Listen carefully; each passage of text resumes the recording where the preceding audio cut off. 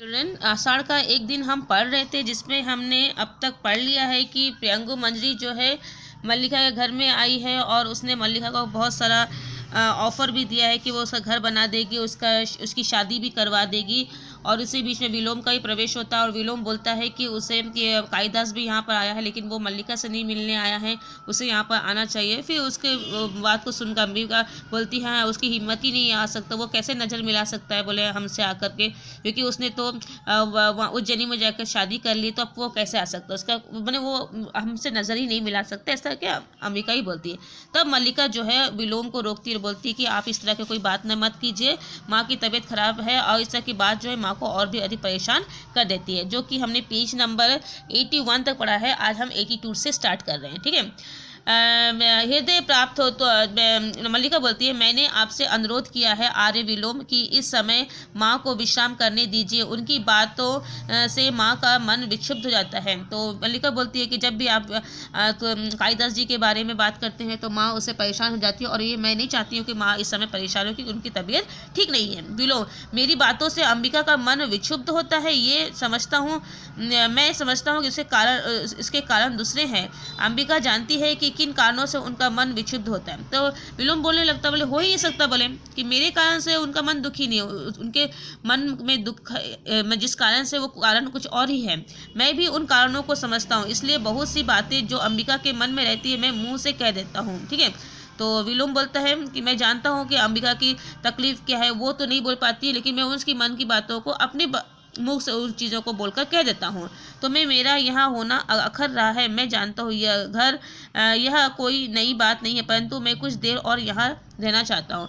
तो विलोम बोलता है कि मैं जानता हूँ कि तुम मुझे यहाँ पर देखकर खुश नहीं हो और तुम नहीं चाहती हो कि मैं यहाँ पर रहूँ, लेकिन मैं कुछ देर और यहाँ पर रहना चाहता हूँ। पर्वत शिखर की ओर से एक अश्वारोही को आते देख रहा हूँ, संभव है इस समय कुछ क्षणों के लिए वह यहीं रुकना चाहे। उस स्थिति में मैं भी उनसे कुशल क्षेम पूछ लूँगा, मेरी उनसे पुरानी मित्रता है। तो विलोम बोलता है कि मैंने एक पर्वतारोही को देखा है इस ओर आते हुए, तो हो सकता है कि वो तुमसे मिलने भी आएगा, मतलब वो कालिदास जी को बोल रहे थे, ठीक है। तो वो तुमसे ही मिलने आएगा, तो उसी बहाने में मैं भी उनसे मिल लूँगा क्योंकि मेरा वो बहुत अच्छा मित्र है। मल्लिका, आर्य विलोम, इस स्थिति में आपका यहाँ होना किसी भी दृष्टि से उचित नहीं है। आप उनसे मिलना चाहे तो उनके लिए यही एक स्थान नहीं है। तो मल्लिका बोलती है कि यदि आपको अश्वारोही से मिलना है तो आप बाहर में भी जाकर मिल सकते हैं, हमारे घर पर ही क्यों, ठीक है। तो विलोम बोलता है कि परंतु यही स्थान क्या बुरा है, उनके जाने के दिन भी हम यहीं मिले थे, और वर्षों के बाद उसी स्थान पर मिलने से अंतराल का अनुभव नहीं होता।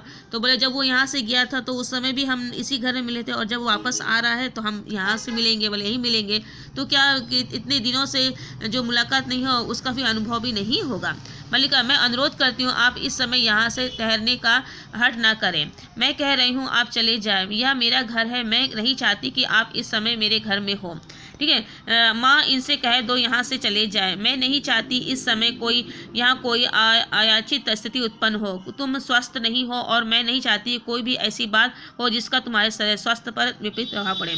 तो मल्लिका बोलती है कि बोले कि आर्य विलोम आप यहाँ चले जाइए, मैं नहीं चाहती कि आप यहाँ हो, क्योंकि माँ की तबीयत खराब है और आप जिस तरह से बात कर रहे हैं मुझे नहीं लगता कि माँ जो है इन सब बातों को देखकर फिर कुछ ना बोले, क्योंकि वो बोलेगी और उसकी तबीयत खराब होगी। मल्लिका, आर्य विलोम, मैंने आपसे कहा है आप यहाँ से चले जाएं, आप नहीं जानते कि, तो बार बस को बोल जाने के लिए कि वो जाने का जा ही नहीं रहा है, चला जाता। फिर बाद में बोला ठीक है बोले मैं चला जाता हूँ, बोले मैं नहीं चाहता कि मेरे कारण यहाँ कोई अयाचित स्थिति उत्पन्न हो, परंतु यह अयाचित स्थिति उत्पन्न हो सकती है, जान सकता हूँ। तो फिर बोलता है कि मेरे कारण क्या ऐसी समस्या यहाँ पर आ जाएगी, ठीक है। तो मैं क्यों अंबिका, मेरे यहाँ रहने से क्या अयाचित स्थिति उत्पन्न हो सकती है। फिर अंबिका को पूछने बताओ अगर मैं यहाँ पर रहता हूँ तो इससे क्या समस्या उत्पन्न हो सकती है। अंबिका, मैं जानती थी, आज नहीं तब से जानती थी, वह जाता तो मुझसे अवश्य तो मुझे आश्चर्य होता, अब मुझे आश्चर्य नहीं है। तो अंबिका बोलती है कि मैं ये जानती थी कि कालिदास किस तरह का व्यक्ति है और मुझे इसी बात का भय था और वही हुआ है, यदि वो यहाँ पर आता तो मुझे थोड़ा आश्चर्य होता, नहीं आया इसलिए मुझे ज़्यादा आश्चर्य नहीं हो रहा है, ठीक है। कोई आश्चर्य नहीं है। प्रसन्नता यह है कि मैं उनके संबंध में ठीक सोचती थी। जीवन एक भावना है, कोमल भावना, बहुत बहुत कोमल भावना। ठीक है, तो बोले जिस तरह जो विचार मेरे कायदस को लेकर थे, बिल्कुल वो विचार बिल्कुल भी सही थे। इस तरह से अंबिका बोलने लगे। विलोम, परंतु मुझे खेद है, क्यों ना इस दिन की प्रतीक्षा थी, वर्षों से जिस इस दिन की प्रतीक्षा थी, अपनी मित्रता पर भरोसा भी था, परंतु अब भरोसा नहीं रहा। संभवतः यह मित्रता एक और से ही थी। उसने कभी हमें अपनी मित्रता के योग्य नहीं समझा। फिर समान से मित्रता होती है। तो फिर विलोम भी बोलता है, बोले हाँ, बोले मुझे तो विश्वास था कि ये मैंने वो हमारा कभी विश्वास नहीं तोड़ेगा, हमें कभी भूलेगा नहीं। हमने जिस तरह से उसके साथ मित्रता निभाई वो भी निभाएगा, लेकिन उसने वो मित्रता नहीं निभाई है। मल्लिका, आर्य विलोम, मैं फिर से कह रही हूँ, आप चले जाएं, अन्यथा वास्तव में ही यहाँ एक अयाचित स्थिति उत्पन्न हो जाएगी। ऐसा तब तो मुझे अवश्य चले जाना चाहिए। ठीक है, अच्छा अंबिका, तुम्हारे स्वास्थ्य की मुझे बहुत चिंता रहती है। यहाँ तक संभव हो घृत और मधु का सेवन करो। मैंने अभी नया मधु निकाला है, आवश्यकता हो तो मैं तुम्हारे लिए। हमें मधु की आवश्यकता नहीं है, हमारे घर में मधु पर्याप्त मात्रा में है। ऐसा? अच्छा अंबिका। तो फिर मल्लिका उसको टोकती है विलोम की कि आर्य विलोम, आप यहाँ से जाइए, कि आपको ऐसा जाना चाहिए, आपके रहने से स्थिति और भी बिगड़ सकती है। तो फिर वो बोलता ठीक है कि मैं जाता हूँ। फिर वो अंबिका को बोलता है कि तुम अपने स्वास्थ्य का ध्यान रखना और मधु और घृत का सेवन करना ताकि तुम स्वस्थ हो जाओ। तब मल्लिका बोलती है कि अगर तुम्हें चाहिए तो मधु मैंने अभी भी निकाला है, तुमको मैं लाकर दे सकता हूँ। मधु में हनी। ठीक है, तो मल्लिका बोलती है कि हमें इसकी आवश्यकता नहीं है, हमारे घर में पर्याप्त मात्रा में है, आप यहाँ से जाइए। ठीक है, पर कभी मधु की आवश्यकता पड़ जाए तो संकोच मत करना। फिर भी बोलता है कि हमें, जब मल्लिका ने इसको बोल दिया है कि हमें मधु की आवश्यकता नहीं है, तो तब भी बोलता है कि यदि मधु की आवश्यकता हो तो मुझसे कह देना। ठीक है, मल्लिका